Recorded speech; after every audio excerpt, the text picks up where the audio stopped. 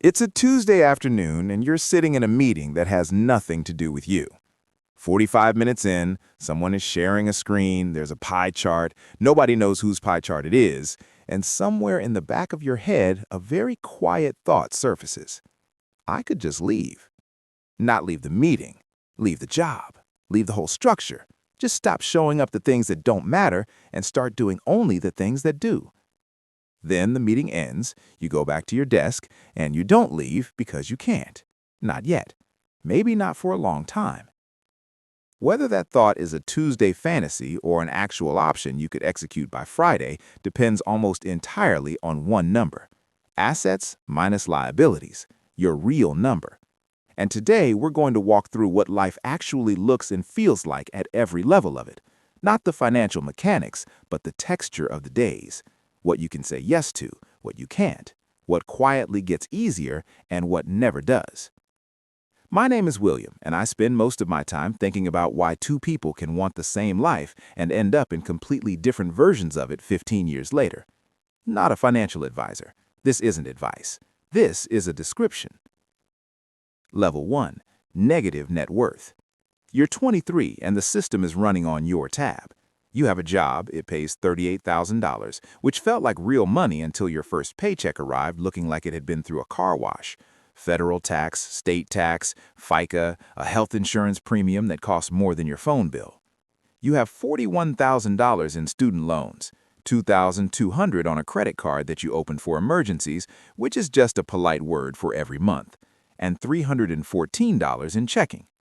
Your net worth is approximately negative $43,000. Here is what nobody tells you about this number. The financial system charges you extra for it. Your overdraft fee is $26. The average transaction that triggers it is $24. You bought something you didn't quite have, and the bank charged you $27 to observe that. JP Morgan Chase collected over $1 billion in overdraft fees last year. Not from wealthy customers, from people who didn't have $24. The life at this level isn't bad exactly. You're young, you have energy, you just have no slack.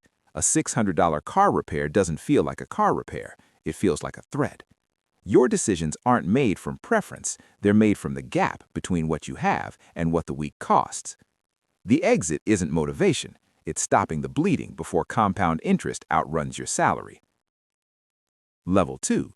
$0 to $10,000. You're 26 and you have a cushion, you think. You've paid off the credit card, the student loans are still enormous, but you're current. You have $2,800 in savings, and it took 18 months to get there, which felt embarrassingly slow until you learned that 37% of American adults cannot cover a $400 emergency without borrowing money or selling something. Not $4,000, $400. The trap at this level is the exhale. You escape the negative, you have a cushion, you deserve to treat yourself. Which is true, briefly, and then a car with affordable monthly payments and an apartment with just a little more space quietly drain the $2,800 you spent 18 months building. This is the first time the life question shows up in a real way. What do you actually want? Not the car, not the apartment. What does a good Tuesday look like to you? Because right now, you can still design the shape of your spending before it designs itself. Most people don't ask the question until the shape is already locked in. Level 3. $10,000 to $50,000. You're 29. Stable. Still the engine. You got a raise. You moved somewhere slightly cheaper. You have $22,000 split between savings and a 401k your employer matches to 3%. Here is what most people at this level don't realize. The money isn't working yet. Not really. At $18,000 invested at 7%, your portfolio generated $1,260 last year on its own. That's roughly 2 car payments. Compounding at this stage is like hiring an intern, technically contributing, mostly just watching. You are still the engine. Every dollar of progress comes from you showing up and earning it. But something important is available here that most people skip past. You can start designing for the life you actually want before you can afford to fully live it. Automate the savings before you see the paycheck. Define the experiences that matter to you specifically, not the ones that matter in the abstract. Travel if travel matters. Proximity to people if that matters. Space if that matters. Get specific now, because the spending patterns you build at 29 are extraordinarily hard to dismantle at 39. Level 4. $50,000 to $100,000. You're 33. The house and car squeeze is real. You bought a house. You have a mortgage payment of $2,500 a month and a car payment of $618 because the old one died, and apparently that's what reliable costs now. Net worth on paper, $74,000. From the outside, you've made it. From the inside, here's what's actually happening. Gross income, $78,000. Take home, roughly $5,040. Mortgage, car payment, car insurance, student loans, groceries, utilities, health insurance premium, gas. You are now at $478 remaining for the month, and we haven't touched home maintenance, which should be budgeted at $400 a month on a $500,000 house, and does not care whether that's in your budget or not. The average millionaire spends about 1% of their net worth on their car. The average level 4 household spends closer to 30%. The life question at this level is sharper. You are technically succeeding. The house, the car, the growing retirement account, but the margin is so thin that any deviation from the plan feels dangerous. You can't take the sabbatical. You can't take the pay cut for the work that's more meaningful. You can't really afford to get sick.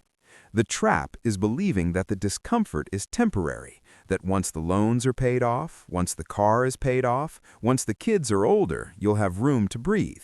Many people wait a long time to find out that wasn't structurally true. Level 5. $100,000 to $250,000. You're 38. The intern is becoming a colleague. You crossed $100,000. Charlie Munger said the first $100,000 is a bitch, but you've got to do it. At $18,000 invested, a 7% return is $1,260 for the year. But at $150,000 invested, that same 7% is $10,500.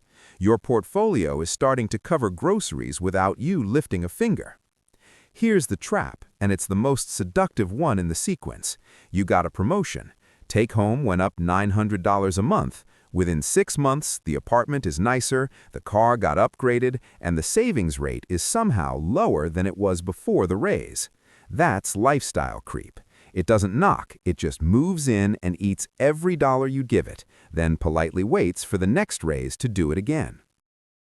The exit is automation. Move the money before you see it, because your future self is not more disciplined than your present self. They are the same person. Make the decision once. Stop asking yourself to be heroic every single month. And here's the life shift available at this level that almost nobody takes. You can start making small moves toward the shape you actually want.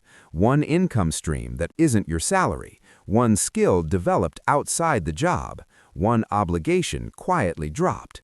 The work isn't visible yet, but the direction you're pointing at 38 determines where you arrive at 48 in a way that is genuinely irreversible.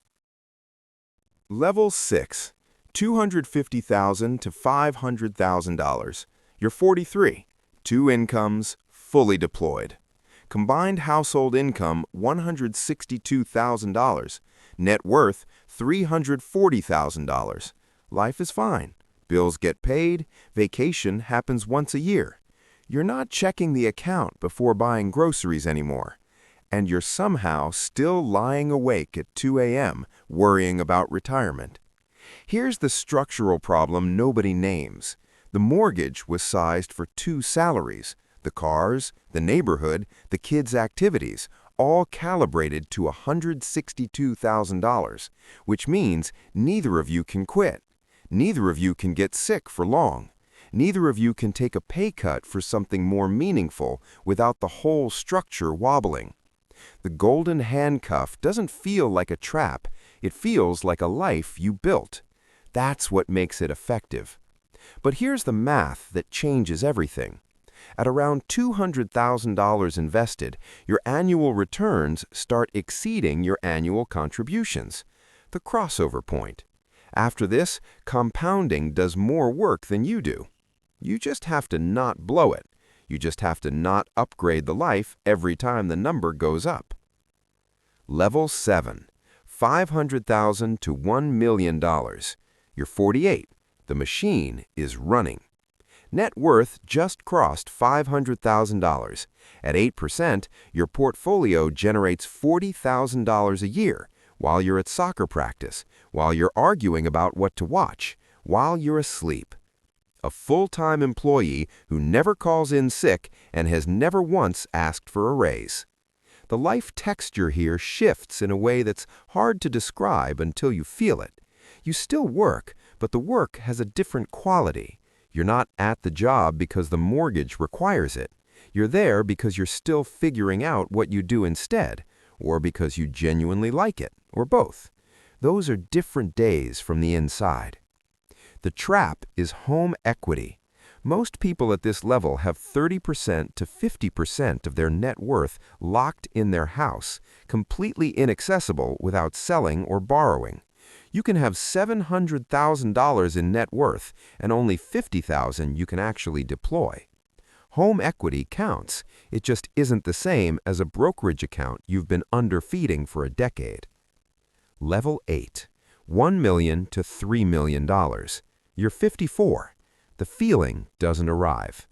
You crossed $1 million, Tuesday morning, 7:14 a.m., standing in your kitchen. The account said $1,034,000. You waited for the feeling, the arrival, the clarity. Approximately nothing happened. Not nothing like devastated, nothing like you expected a sensation and it didn't show up. You closed the app and made your coffee and went to work, because $1 million at a 4% withdrawal rate is $40,000 a year. That's not, I never have to think about money again money. That's, I think about money slightly less frantically money.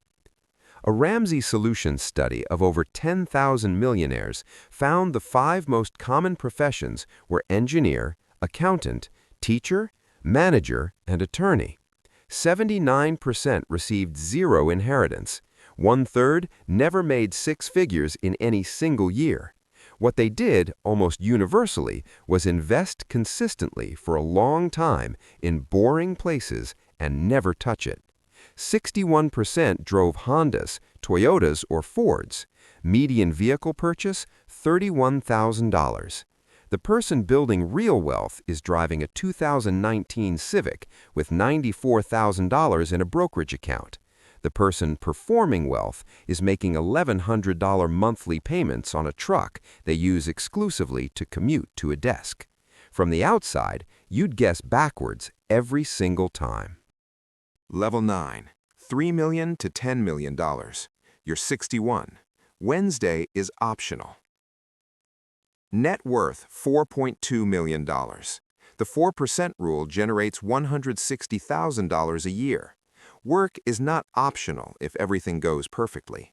Work is structurally, genuinely get up and quit on a Wednesday optional. The meeting you couldn't leave at 23, you can leave it now. Not because you're reckless, because you've built a number that covers the cost of saying no. Here's what actually changes at this level. It's not the spending. Most people at level 9 don't dramatically change what they buy. What changes is the quality of the yes. You do the work because you chose it. You stay in the relationship because you want to be there, not because you need the second income. You take the trip not because you saved up for it, but because Tuesday opened up. The trap here wears a suit. At level 9, people with expensive credentials start appearing with alternative investment opportunities, hedge funds, private equity, things that require a glossary. They'll tell you your boring index fund strategy was excellent for getting here, but now you require something more nuanced. More nuanced usually means higher fees, worse liquidity, and after those fees, worse returns. Only 10% of hedge funds consistently beat a basic S&P 500 index over 10 years.